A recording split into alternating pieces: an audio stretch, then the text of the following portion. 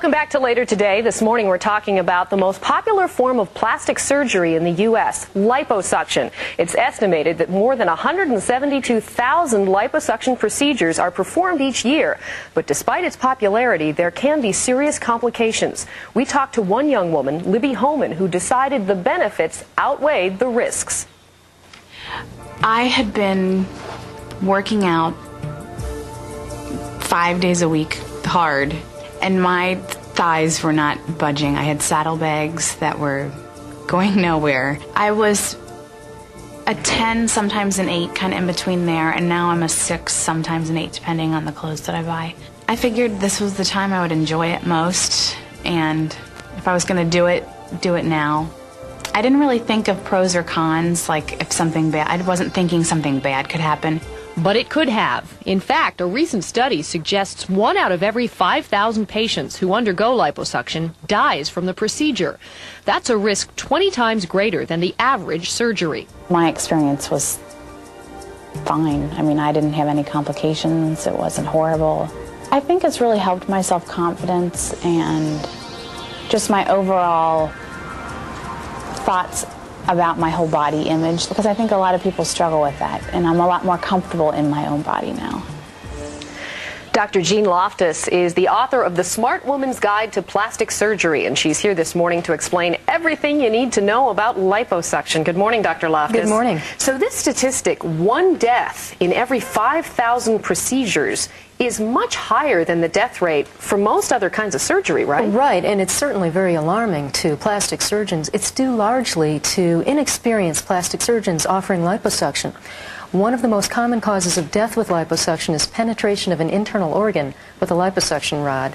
And as you can see, this certainly can cause damage. And that tells us that there are people out there performing liposuction who probably shouldn't be. So this is the thing that's inserted under your skin and sucks out the fat. Exactly. But a dentist can do it, right?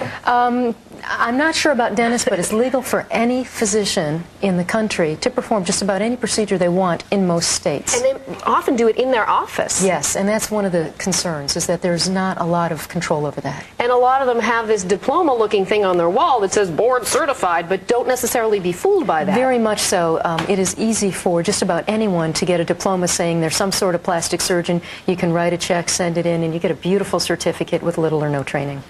So you don't have to be a liposuction specialist. Any doctor can do it, No. and that's one of the main reasons it's dangerous. Now, it's also not minor surgery. People tend to sort of laugh it off like, oh, I'll just pop in and get lipo before lunch or something like that, but it's major surgery. Right, it can be. It depends on the extent of the liposuction, and the reason people think that it's minor is because the incisions are very small.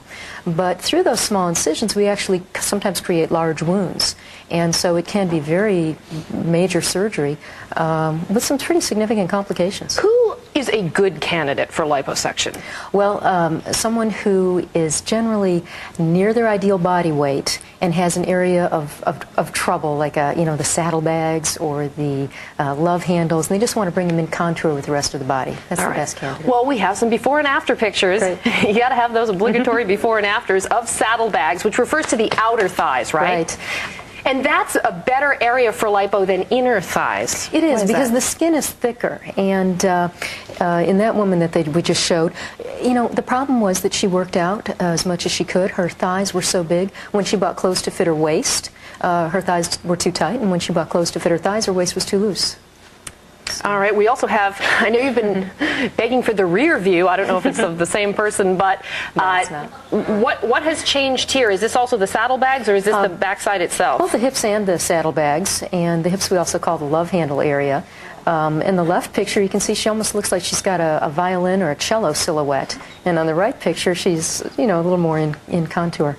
But this raises the interesting question about cellulite, because lipo doesn't get rid of cellulite, right? Correct. Why is that? Cellulite is very superficial fat, and it causes a dimpling or cottage cheesy appearance of the skin.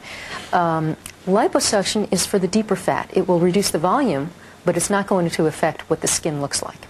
All right, and a lot of people have it done here under their chin. Right. I was kind of surprised about that. Why is that so popular? I mean, it does make a big difference in a person's appearance, as you can see. Right. Not only does it make you look trimmer and more fit, but a lot of times it makes you look younger as well. This is a young woman. She's in her late 30s, and she looked a lot older than her stated age because of the fat. Now, would that be truly minor, just having a little bit sucked out from here?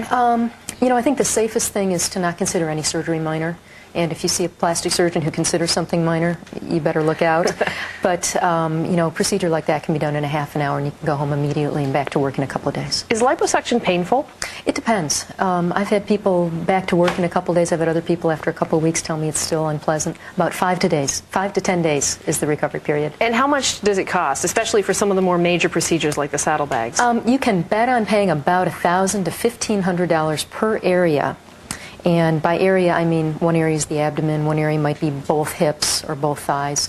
But then you've got an anesthesia fee on top of it, and also a facility or hospital fee. And if you're going to have it done in New York City, plan on paying 1.5 times that.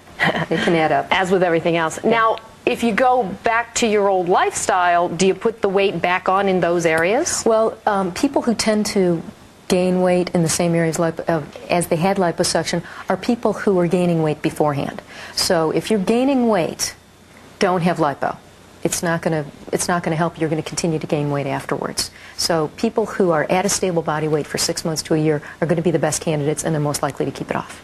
Wow. It's tempting, I guess, but boy, you would think this would be a deterrent right here. Anyway, Dr. Loftus, thank you very much. Thank you. And by the way, Dr. Loftus will be here tomorrow to bring us up to date on breast implants. No demos there, right? No. No demonstrations on the show. Anyway, we'll be right back after this. Stay tuned.